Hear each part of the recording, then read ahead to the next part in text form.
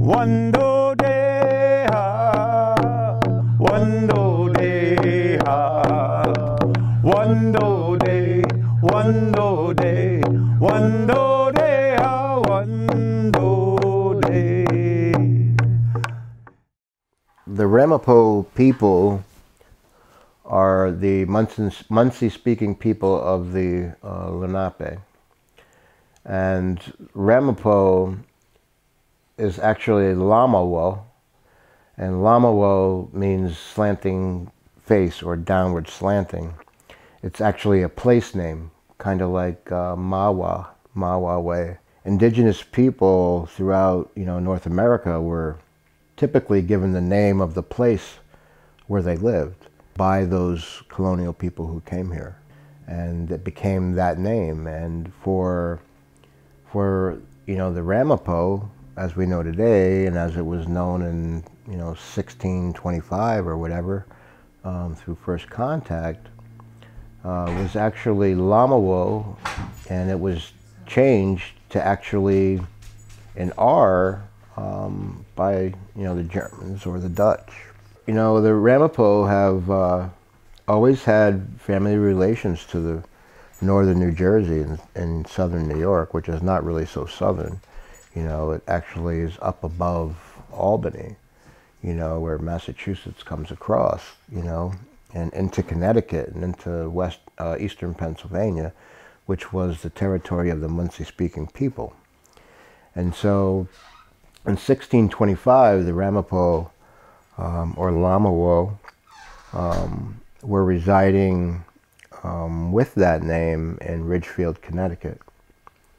And, our chief at that time was Chief Katona.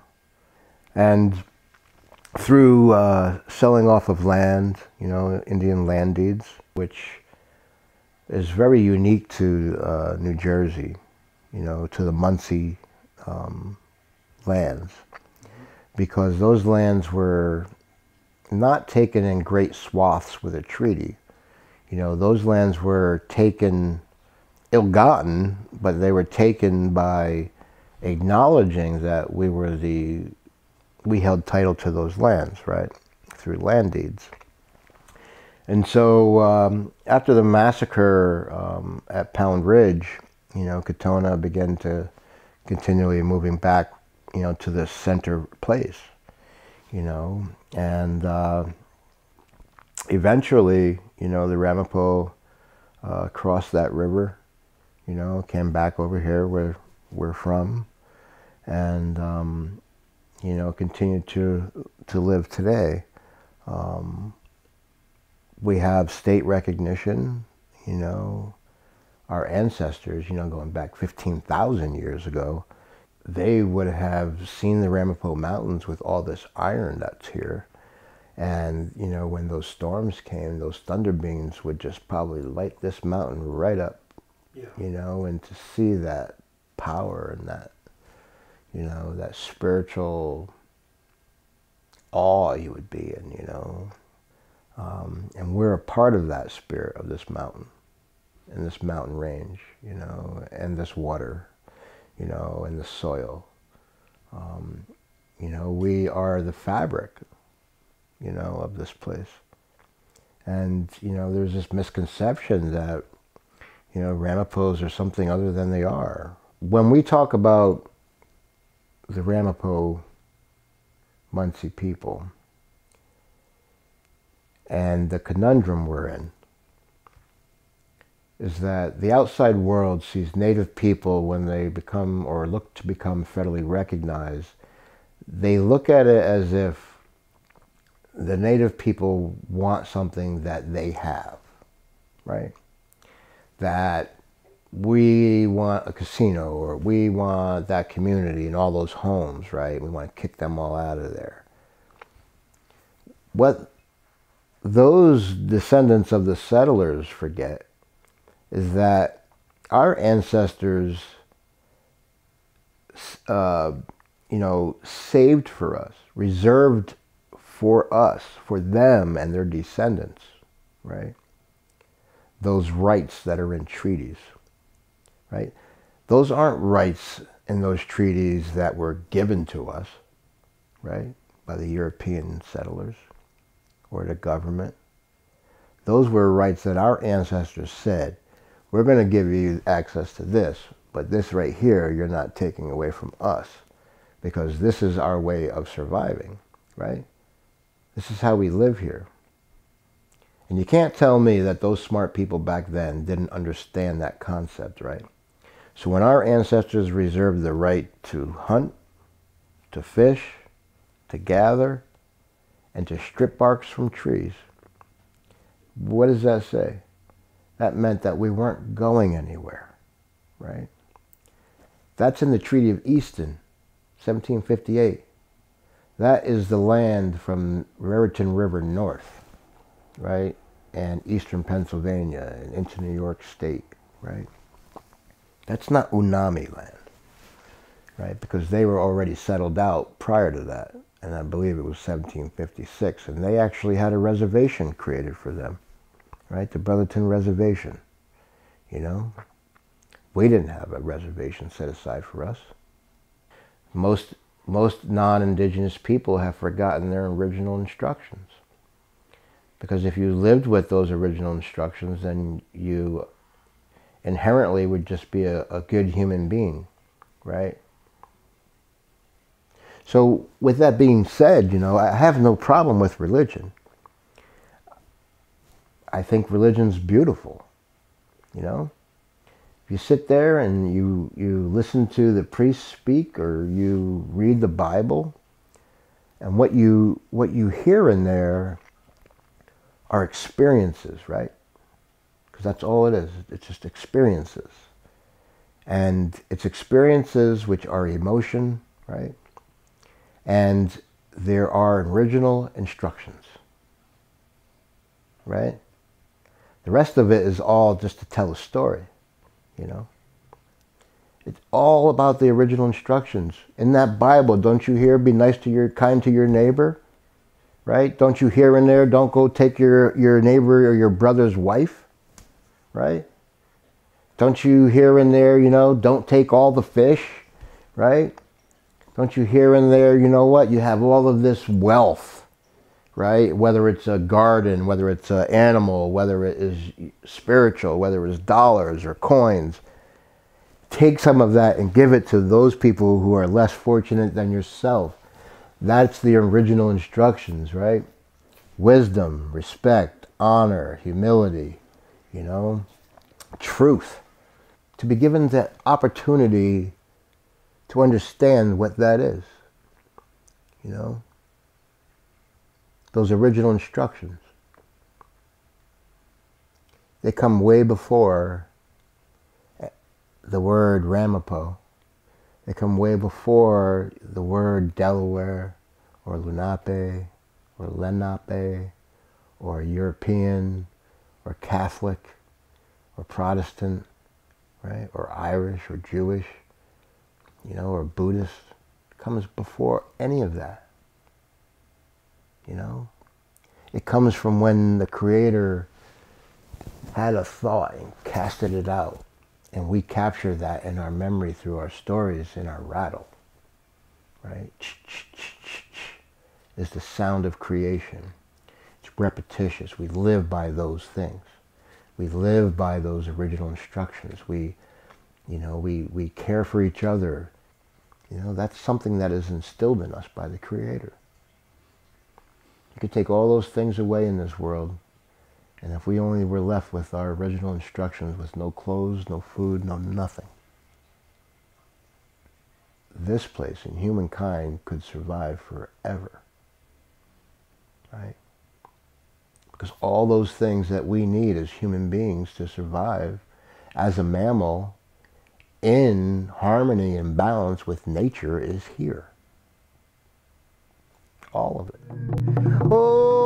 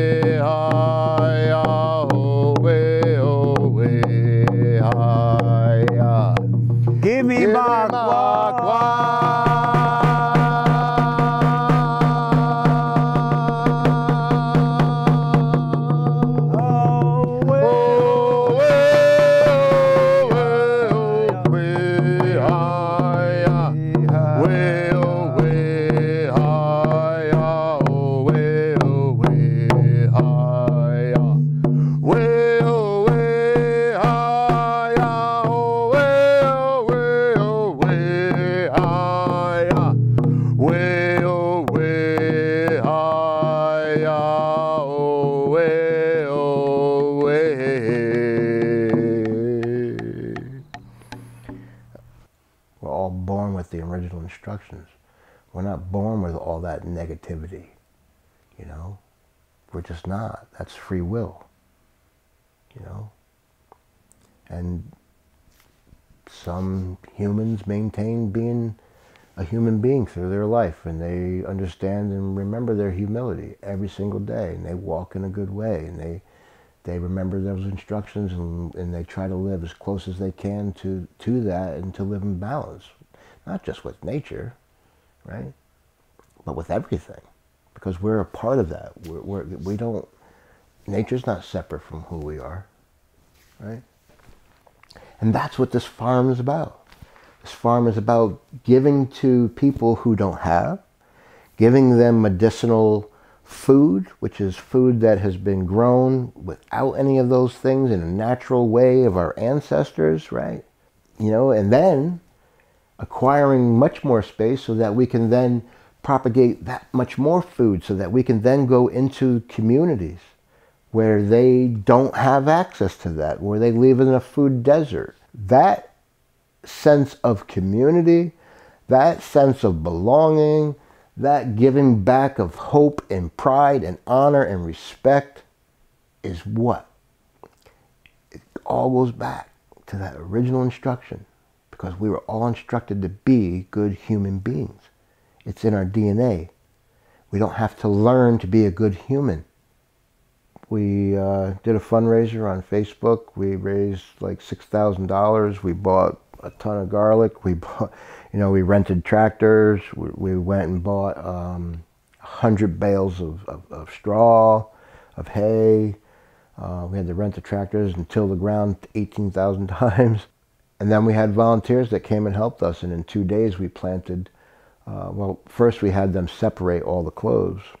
And they did that over a few weeks. And then we went, and over 2 days, you know, with volunteers and whatnot, we went and planted 20,000 plus cloves of garlic by hand on our knees, as close as we could get to the earth, right? Because that's about being a part of nature, sticking your hands into the soil, right? That's like grabbing your mother's shawl, you know, when you're a little kid. This is what has to happen, right?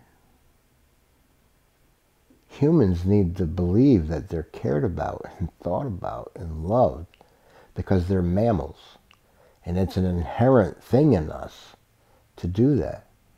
And what happens when you have children who are not loved and cared for and looked after and taught right from wrong? What happens to those children? They become tyrants. These aren't new concepts.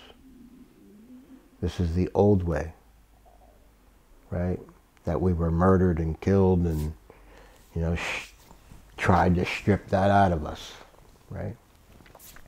And yet it was only so that in the end that those very people who, and their descendants who, and the ones who think this way today, you know, that what they did, you know, and now you come forward and realize that, you know, we screwed up.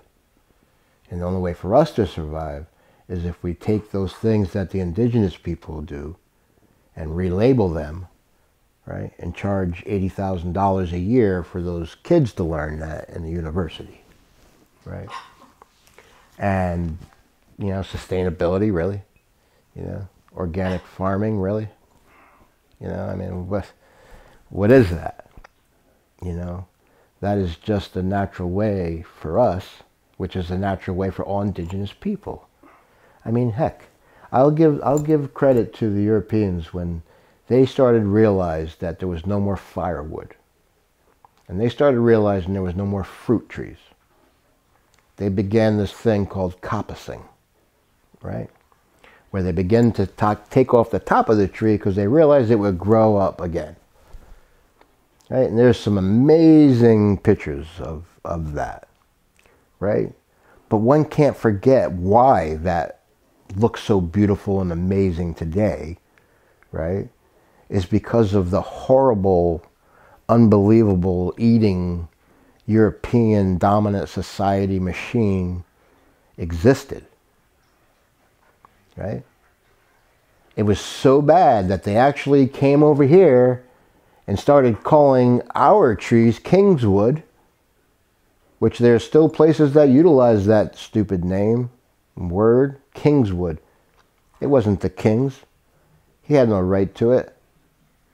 You know, yet our enormous trees were cut down and shipped overseas. All that furniture and all those castles and all that stuff is rightfully ours. Makes no sense. I mean, that whole thought and that whole process is just all wrong. And for whatever reason, however we got there, a society, you know, a global society, needs to be rethought. And it can be very well, it can be very easily, you know, reverted and put back the other way. How hard is it to be a good human being? So as human beings, you know, when we're born into this world from our mothers nurture us, you know, they take care of us, they teach us, they care for us. Heck, they even scold us, right? And as they get older, you know, they end up, those roles reverse. And we end up taking care of our parents. And we end up, you know, understanding what they had to go through when we were little babies, right? Because it's you know, it's just making that full circle. And so to look at it in that way, you know, our Mother Earth, you know, took care of us for 12,000 years. And in a very short period of time, those people from across the salty water took and ruined it, devastated it, made certain places not even, you know, viable to live. And so for me, you know, I see that my Mother Earth is ancient. And I see that she's having problems. And I see that, you know, she needs to be washed, and she needs to be cleaned, and she needs to be talked to, and she needs to be caressed, and she needs to, you know, have her hair combed, and she needs to know that she's loved. And that for us is a very real, tangible thing. We're not separate from that. You know? We're connected to our Mother Earth in that way, and everything that's on it. You know? Back then, humans understood what humility was, and they couldn't even speak words or sentences. They could only make vibrations. Ugh. But somehow, the people on the other side understood what meant, right? It's just insane how out of balance nature is, but it's not because of nature, right? It's because of human beings. And it's because of, you know, greed, right? Dominance, and lack of original instructions, you know, and a lack of a sacred eternal fire of their culture. You know, the western part of this country is burned. Most people sit there and look at it, oh, well, I feel bad for the people that lost their lives. I feel bad for the animals that lost their lives. I feel bad for, you know, all of those things. I feel bad for all those memories that were burnt up, right? But it's a natural occurring thing. And if the government, right, those 1,000 people who make all the decisions for 300 million people would allow the indigenous people to lead the way and to live their natural way, we would be having these fires. But that's all of those things is because everything's out of balance. Behind me, in that jar right there, over 1 million tobacco seeds, right? And each one of those little seeds is going to create a plant that's like this. And each one of those plants You know, that's about 20 plants worth of seed in there. The world's been out of balance here, you know, because that hasn't been growing here like it's supposed to be, you know. We use tobacco for us as the closest thing, that closest connection to our Creator. You know, we offer it up to the fire, or we, you know, whether we see dead birds on the side of the road, you know, we'll stop and offer up some tobacco, or other animals will offer up some tobacco, and we exchange that as gifts between each other. We use it in our pipes when we were doing ceremony. You know, that sweat lodge is a really important place, you know. When we go in there, we go into our mother's womb, and there are no males, there's no females, there's no chiefs, there's no nothing. You know, we're just basically molecules, you know. And we're brought back to that very place, that very beginning of creation, you know. And we're reminded of those original instructions. The world's going to find out about us, and the world's going to find out about us in a big way. It isn't that people don't know who the Ramapough are, right? The federal government knows very clearly who we are, right? They didn't want to say, well, we don't know who you come from or first contact. Well, okay, well, you guys are the ones that wrote it down in 1625 as the Ramapough in Connecticut, right? And then you guys have the deeds because you bought the land from our ancestors, right? And, you know, you don't have thousands of people that just vanish. You know what I mean? It wasn't like Wounded Knee, right? You know, before, when all that stuff, craziness happened, right? And they dug those big holes and threw all the people in there, right? Left them on the open fields, dying, dead, whatever. You know, and so, you know, the history, the people who write it and create it don't want you to know, you know, that. They don't want you to know that Abraham Lincoln, you know, created one of the worst massacres of indigenous people. They want you to know that he saved slaves. But in regards to those indigenous people, you know, he hung them. You know, it was one of the biggest mass killings there was. You know, outside of Underhill and my ancestors, 700 Ramapough. You know, and then if you ever hear the story of what took place at Pavonia, I mean, that is beyond, you couldn't even probably put that in a movie. Because people that would go to see that movie would see that part and they would probably freak out and all turn their heads, and that would be it. You know, some can say, oh, you know, it was that time. No. You know, because humans weren't taught that. It is a learned thing. You know, the singularity, this dominance, this power. It took war, right? It took war and enslavement to create what we have, right?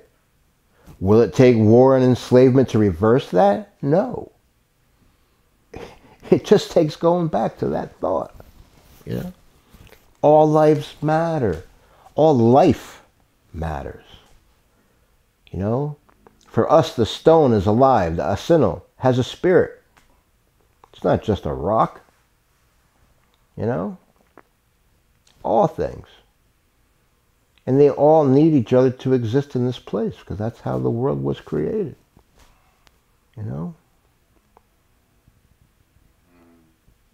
Wando deha, wando deha, wando de, wando de, wando deha, wando de. Indeo de, indeo de, indeo, indeo, indeo de, indeo. Anishi ki shalo moquain. El Emilia and Yonkwai Kishqueak while cooking our key. Wak Tindal, Wak Mbi, Wak Ilongo Matit, Wak Nimbo Masawakanum, Anishik, Anishik, Anishik, Anishik, Aho.